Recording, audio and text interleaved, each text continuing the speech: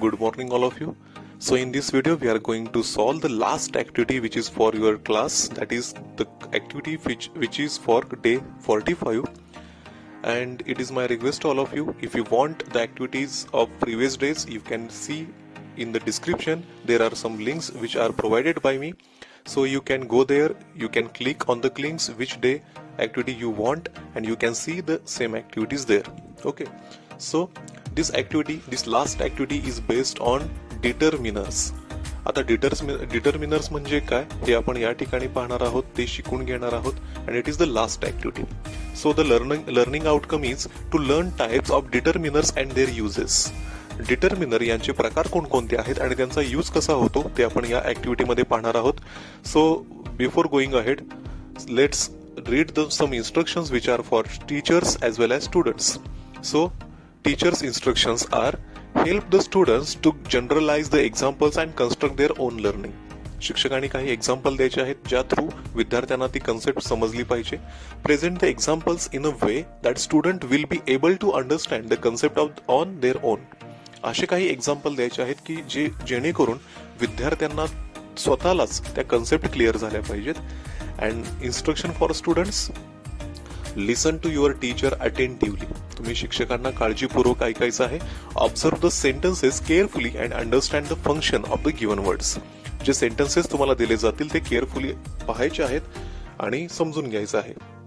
So the learning activities, the teacher shows some sentences to the students and ask them to read. शिक्षक तुम्हाला काही sentences दाखवतील, ते तुम्हाला वाचायला सांगतील. The teacher points to the highlighted words and ask some probing questions.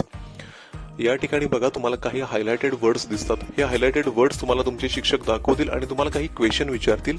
The teacher elaborates the concept of determiners and explain its types with the help of the examples. आणि याच्यानंतर शिक्षक तुम्हाला डिटर्मिनर म्हणजे काय आणि त्याचे टाइप्स सांगतील. The teacher then give some more example and ask to fill the correct determiner.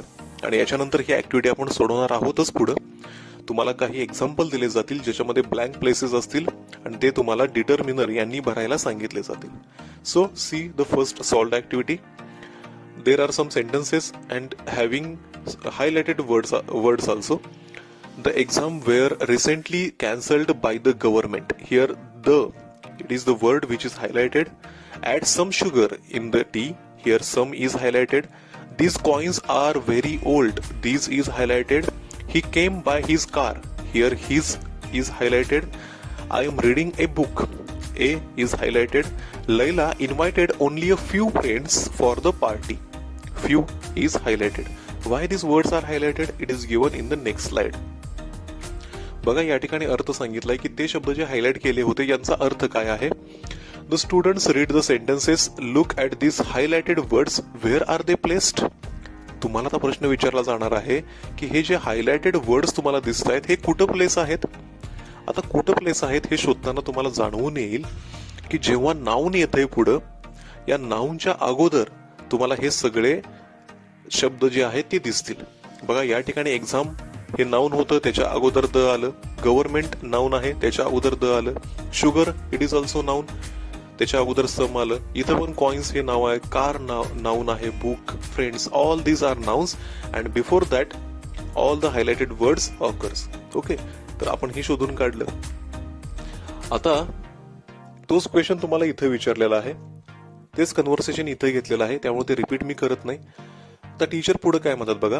These words gives us reference to other words or specifies something. For example, in the first sentence, the refers to exam and government. हे जे highlighted शब्द आहेत ते एखाद्या शब्दाबद्दल किंवा त्या concept बद्दल जास्त माहिती सांगताना आपल्याला दिसत असतात. In the next sentence, the word some specifies the quality. बघा, पहिल्या एक्झाम्पल मध्ये द शब्द जो होता तो त्या स्पेशली त्या एक्झामलाच दर्शवत होता, म्हणजे ती स्पेशल एकमेव अशी एक्झाम, तो असा अर्थ होता. सेकंड एक्झाम्पल मध्ये जो सम असा अर्थ होता तो क्वांटिटी सांगणारा होता. किती क्वांटिटी होती शुगरची? सम म्हणजे थोडीशी, म्हणजे हा क्वांटिफायर होता. Can you tell me what the words these he's a referred. मग बाकीचे जे शब्द राहिलेले आहेत ते काय रेफर करतात सांगता येईल? स्टुडंट काय सांगतात इथं? Coins, car, book, friends. Teacher म्हणतात good. These words are called determiners. मग असे जे शब्द असतात जे नाऊनच्या अगोदर येतात आणि जे जास्त माहिती सांगायचा प्रयत्न करतात किंवा त्याला ज्याची जास्त माहिती सांगतात, रेफरन्स देतात, अशा शब्दांना आपण डिटर्मिनर्स असं म्हणतो. दे कम बिफोर ए नाउन आणि ते कायम नाउनच्या अगोदर येतात. As per their function they are classified into 4 types. आता याचे 4 प्रकार आपण पाहणार आहोत. ते कुठले कुठलेत बघा. Let see the example a and the are articles. आपल्याला माहित आहे की ए अँड द हे 3 आर्टिकल्स आहेत. In the first sentence the refers to specific things like exams and government, so it's a definite article. बघा, द हे जे article आहे हे डेफिनाइट आर्टिकल म्हणून ओळखलं जातं. असं का ओळखलं जातं? कारण ते त्या एकमेव गोष्टीला सांगत असतं. द सन म्हणजे एकमेव गोष्ट आहे, सन, तो सन, दुसरा सन नाही. म्हणजे द ज्या शब्दामागे लागतो तो एकमेव असला पाहिजे किंवा तो व्यक्ती त्याच गोष्टीबद्दल बोलतोय असं भासवलं जातं. म्हणून त्या द या आर्टिकलला डेफिनाइट आर्टिकल असं म्हटलं जातं. पण असं अ आणि अँच्या बाबतीत मात्र नसतं. आपण एक कार म्हणू शकतो, पण ए कार म्हणजे ती एकच कार नाही, अशा कित्येक कारसाठी आपण ए कार म्हणू शकतो. In the 5th sentence a refers to general thing, so it's an indefinite article. आताच मी तुम्हाला सांगितलं, ए किंवा अँड जे असतं हे जनरल थिंग साठी यूज केलं जातं, एकसारख्या गोष्टींसाठी, आणि म्हणून त्याला इनडेफिनिट आर्टिकल असं म्हटलं जातं. आर्टिकल सुद्धा डिटर्मिनर्स म्हणून काम करत असतात. It is given here. Articles work as determiners. Okay, so next प्रकार कुठला आहे? Some and few specify the quantity of sugar and friends. Some आणि फ्यू हे असे शब्द होते जे क्वांटिटी दाखवत होते. मग क्वांटिटी दाखवणाऱ्या शब्दांना काय म्हणायचं? It is called as quantifiers, आणि हे सुद्धा डिटर्मिनर म्हणून काम करत असतात. ओके, मग हे कुठले कुठले असतात? तर याच्यामध्ये एक्झाम्पल बघा, एनी, एव्हरी, लिटल यासारखे शब्द क्वांटिफायर म्हणून यूज केले जातात. त्याच्यानंतर the words like his, their, my, our shows possession. मालकी हक्क दर्शवतात हे शब्द, आणि म्हणून यांना पझेसिव्ह असं म्हटलं जातं. And last, these, that, this, those demonstrate a particular thing or noun.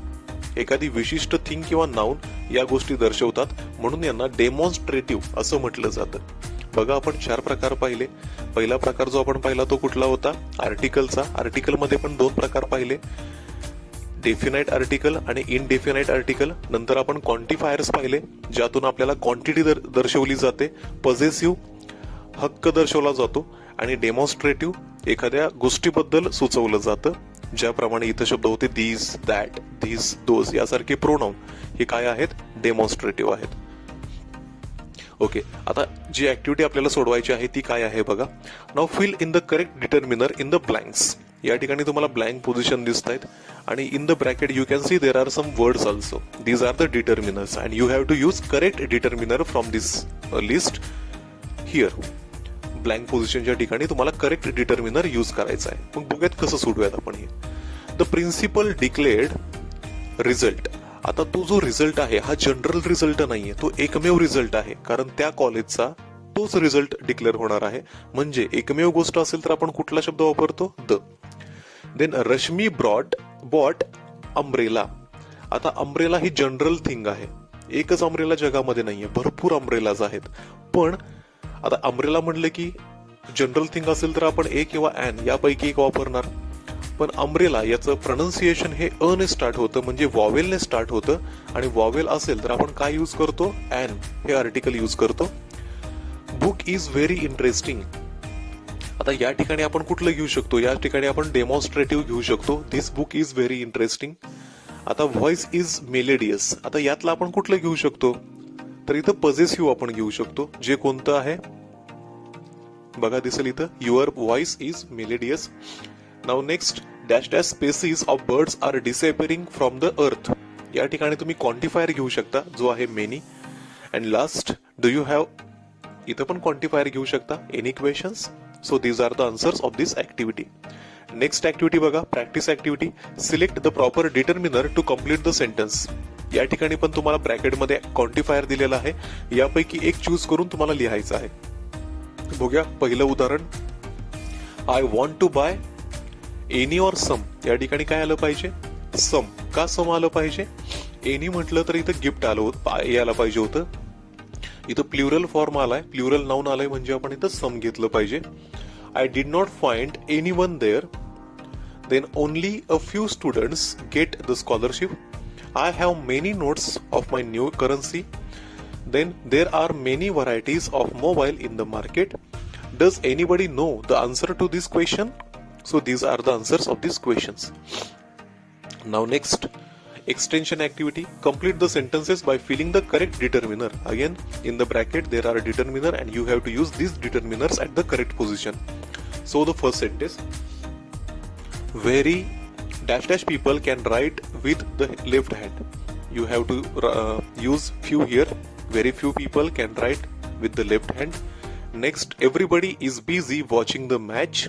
Then Rajesh used his knowledge to win the game. Sambhaji will start a new business. Gandhiji believed in the principle of the truth. There is a little powder left in the bottle. This year the rain is good. 7 people were appointed in the office. Okay, so these are the answers.